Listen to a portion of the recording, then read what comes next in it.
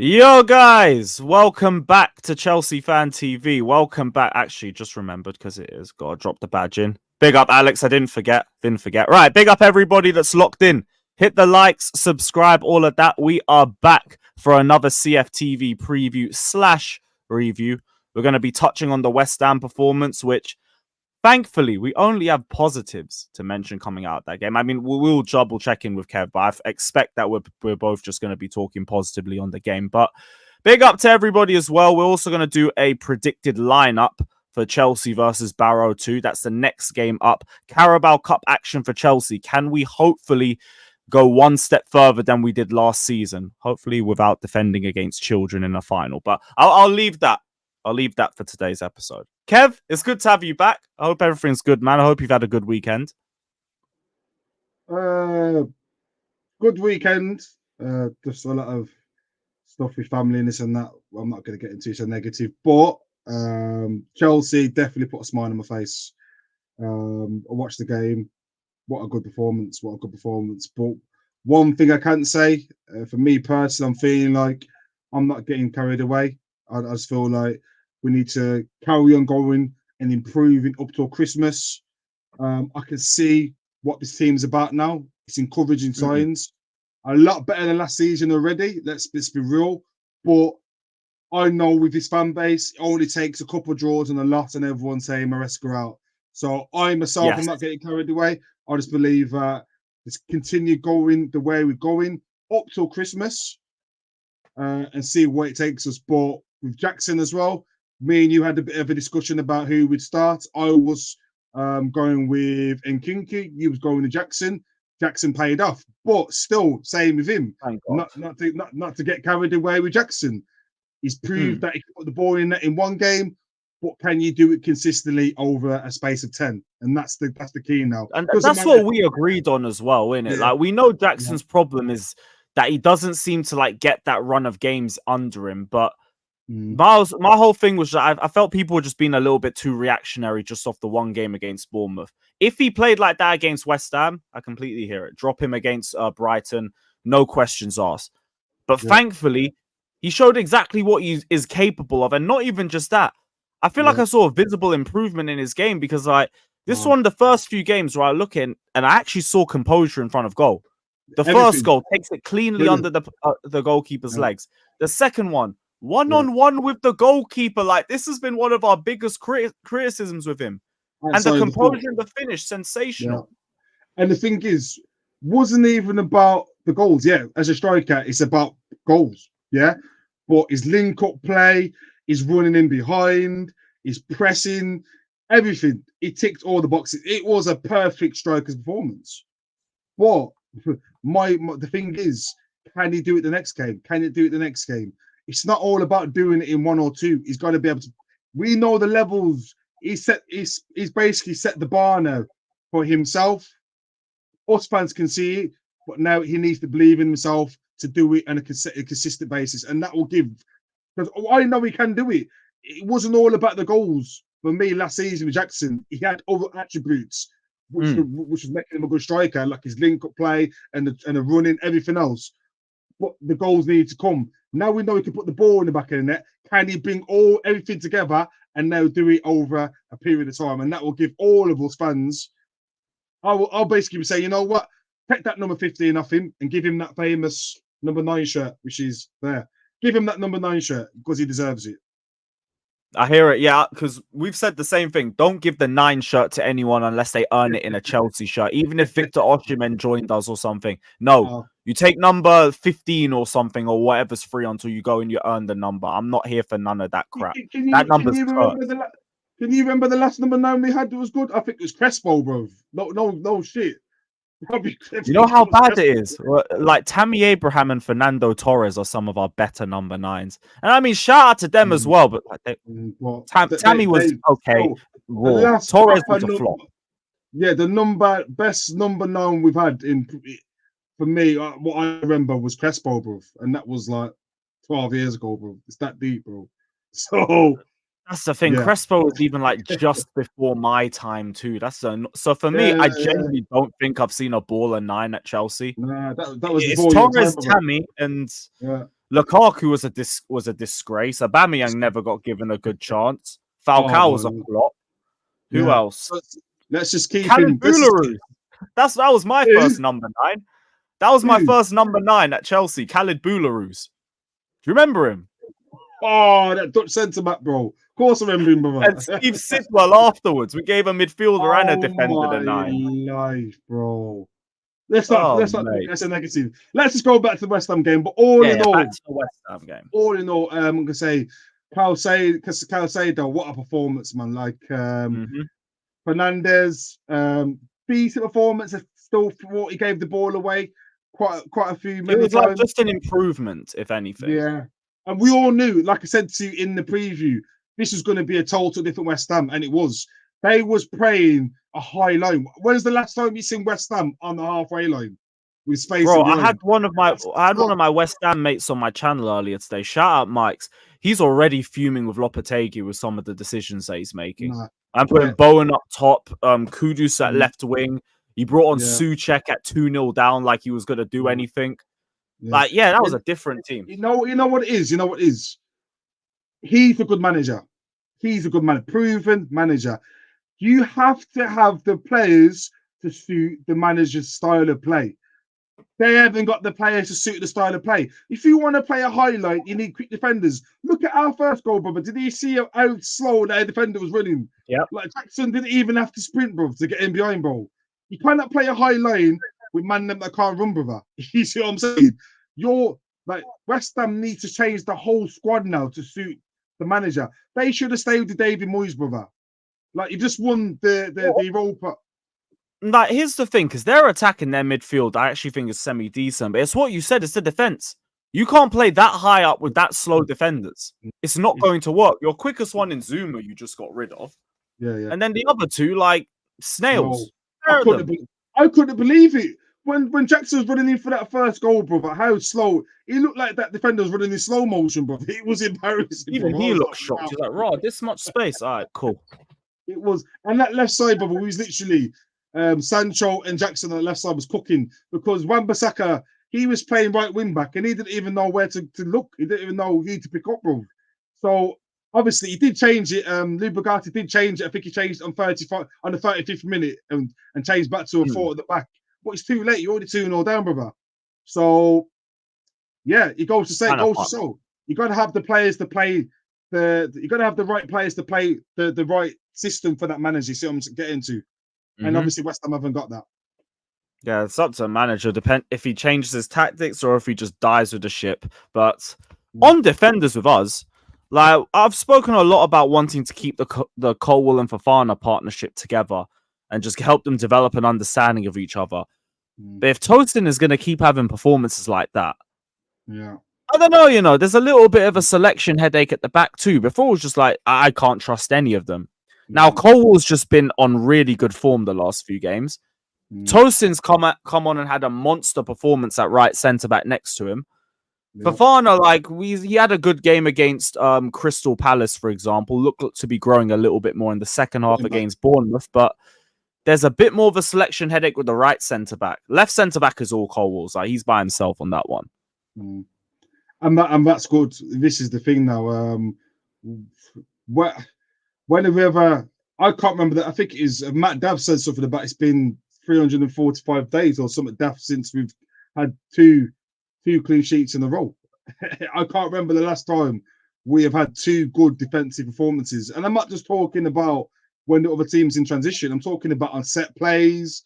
I'm talking about the whole round defensive setup. When the other team's got the ball, we look compact. There's no space in between the lines. Players are picking up the right players. It just looks completely different. Last season, it didn't, for me, we just looked confused. And like every player was just running out and not having players covering and this and that. Now it's all rigid. It looks good. It looks good. And selection headache for defenders. We haven't said that for a long time. So yeah, let's keep it going that way. Let's all over the pitch, to be honest. Yeah, I think the only. Actually, I don't know. The forward line kind of speaks for itself. It's just you got so much depth. I don't even mind if they end up interchanging in a game for once. It's just, goalkeeper Sanchez had another good game. Fofana, Yeah. I think he struggled a little bit at right back, but it's the same energy I have for Disassi. I ain't gonna judge a centre back playing at right back. It's just it Yeah. is what it is. Less of the Yeah. shirt pulling. Other than that, I Yeah. don't mind. Yeah. But He got. I think he got lucky for that Somerville, but Somerville, come on. If you just get Paul like that, you're not going to dive to the full like that. And yeah, like it was a bit extravagant. So yeah, it's all good signs, man. But like I said, I don't want to see this fan base getting carried away. I know what we're all about. Me personally, brother, I'm not carried away. I want to see this. We've got 3 games now we can win back to back. We've got Barrow, we've got Forest and Brighton and Forest.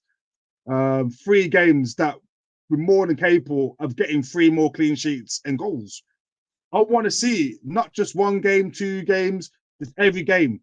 Every game now. Every game's a new a new chance for us to prove ourselves. Not just 1 game and then go to the next game feeling that same vibe. It's got to be consistent now, and it's looking that way. I think this manager's got us well drawn now, and I think it's good signs to see.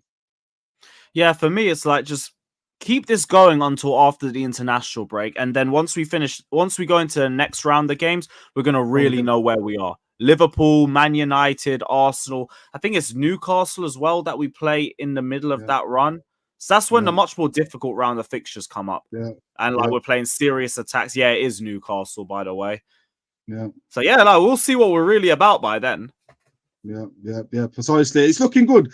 And I think if we can go and get these wins now up until this next international break, digest it all, take it all in, and then go and get into that little difficult spur, I think we've already set the foundations to go into this. You see what I'm saying? If we had a little bit of a difficult streak now, it was losing games, it'd be a lot more pressure on the manager and the players. But I think now we're starting to find our feet, to settle into a system. We're going to have Gusto coming back as our set right back. I think once we have this international break and we're going to the next phase, the confidence is going to be there. There's no pressure now because we're all in and amongst that top 4 position, if you see what I'm trying to say. So let's just see. But like I said, me and you, we're not stupid enough to be like, oh, we're back. I'm seeing people saying, champagne football's back and this is we're back and Jackson's back and this and that. Come on, man. Let's give it a bit of time. Let's give it another 10 we're games. We're back once we're lifting trophies. Yeah. Back once we're back once we're lifting trophies, but top 4 as a minimal. Right now, this is still up. We know how naive and stupid this fan base is. It only takes, like I said, a couple L's and a D on that board, and everyone's like, so and so out ends about this and that. So let's just carry on getting them W's on the board and let's go that way. Hear that. And with that in mind, we got another cup game coming up tomorrow when we play Barrow, or today, depending on when you guys are watching this video. But we have Barrow, who I think are a League 2 side. They haven't even got their badge on Google. Like, League 2, bro. Yeah, they're the first in League 2. They're top of the league in League 2. So yeah, that must mean something, I guess. But all I gotta say is shout out my stepmother-in-law's nephew. He plays for Barrow, and I think he'll probably bang. What's his name? He's what's his name? He's called. Are you checking the players list? Yeah, I'm checking it. How can I forget his name? I've been going on about it for the last. One set. Yeah, I think I remember you mentioning him after the last. Yeah. What's his name? One set. Played for, was it Wrexham? Was it Wrexham? So let me go to this. I can't believe I forgot his name because all my Wrexham. He played for Salford last year. Give me one second. Salford, that was it. Yeah, 1 second. EFL Cup. Sure what was it? Today. It's tomorrow, is it we're playing? Yeah, we're playing them tomorrow. Oh yeah, so Barrow. Yeah, I don't know. His name is Theo Vassell. So shout out Theo Vassell. There we go. Stoke boy is my someone to keep an eye out for today then. All right, cool. Yeah, it might bang though in it. So shout out Theo, but if he bangs, I won't be speaking to my missus part of the family. Put it like that. So hopefully he doesn't bang. Hopefully it doesn't Yeah, bang. just enjoy the day out and everything, and like, it is what it is. Yeah. My phone will be blowing up. If he bangs, my phone will be blowing up. So hopefully he doesn't bang. But yeah, That man, moving into the game. sent over is gonna be crazy, but it won't happen anyway. It won't happen anyway. I doubt it will. I will get a clean sheet. But yeah, man, going into the game, I think it's time for us just to completely change the whole team. The whole team. Give these other lads a chance to stake a claim, because I think that front three, I think we started with Felix, we started with a Neto. Felix, Neto, and who else would he start up top? Felix, Neto. Yeah, so we're thinking Mudryk. because I expect the same formation. So Yeah. I expect Mudryk. Jorgensen in goal. Yeah. Probably maybe a return for Gusto, just to start on just like 45 minutes, get him in the tank and a little bit sharp with Saturday in mind. So you see Gusto, maybe Tosin and Badiashile. Who else? So the two in midfield, you'll get Renato Vega in there. Renato Vega, left back. Yeah, Renato Vega and what's his name? Because I think Carney's going to be in the squad somewhere, but probably a bit further forward, if anything. Yeah, so who'd be the other midfielder you play with? I don't think we're going to wheel out an Enzo for this match, for example. No, Dewsbury Hall. There we go. Dewsbury Hall and maybe Lavia. In the centre mid positions. If Lavia's ready, I don't think I heard anything about him being fit for this game. Yeah, and then maybe Carney in the cam. And then obviously you'd have Neto on the right, Mudryk on the left, Felix or Nkunku up top. Or yeah, Felix so like we'll say Vega, Dewsbury Hall. You could have as the two attacking mids, João Felix and who's the other one I had in mind? Carney. João Felix and Carney. Mudryk, Neto, and Mark Hugh up top. Or I think Nkunku deserves a starter, to be fair, bro. I think I'd try and fit Nkunku in. I think I don't mind. I feel like it's borderline bullying at this point if you throw him in up top over GU, but like go for it. I'm here for some goals, innit? If you want to do Nkunku up top and just slap them 5-0, let's go for it. Yeah, and this is it, brother. No mercy on Barrow FC. No mercy whatsoever. I don't care. I just want to see 6 or 7 non-conceded. We've got to keep like I can see in this manager, he's got a ruthless side to him. I don't think we'll take the foot off the gas. I think if we go smack this team now, we're showing that against Brighton, we want to do the same. And it's keep the momentum, keep the clean sheets, keep going in that way. And I think tomorrow is another game. So we forget what we've done against West Ham. This Barrow game's the most important game of the season for now. So it's got to go. This is like a final. Every game has got to be, we've got to, in our heads, let's go and smack this team 6 or 7. No mercy. And then Brighton, we can go back of our strongest team. And then we're setting ourselves up for the next game. And the positivity is coming in. Because it's been a long time that we've been in this positive aura within the club. So only wins can keep that going, if you see what I'm saying. So, no, I hear it. You're cooking, bro. The more you talk about, the more I think. The more you talk about, the more I'm thinking. What's your predicted scores? I'm saying 5-0 first off, but you were spitting with a certain point there because one second, I think you got a little delay. Yeah, 5-0, 5-0. So you said we have to win, like we have to take every game as like a final, and that's facts. I wanted to like touch in on that a little bit more. We're on our longest trophy drought in 20 years, so yeah, that energy has to be kept. Because we can't be ending this season on another trophy drought. I know we're talking about winning the Conference League, all of that, but come on, we can be a little bit greedy too. Get everything. So, yeah, play the strongest team. Put Nkunku in over Mark G. I don't care, bully them. 5-0, same as you. You're saying 5-0 too? Yes. Oh, yeah, he's definitely got a delay. Right, well, we got the predicted scorelines out anyway, so it's all good. I got you now. What did you say, brother? I got you. What did you say? What was it? Yeah, no, I just said 5-0 the same. I said 5-0 the same. 5-0. Like you said, brother, mentality is key. And like you said, doesn't matter if it's Barrow or Barcelona, let's go and smack them and do our best.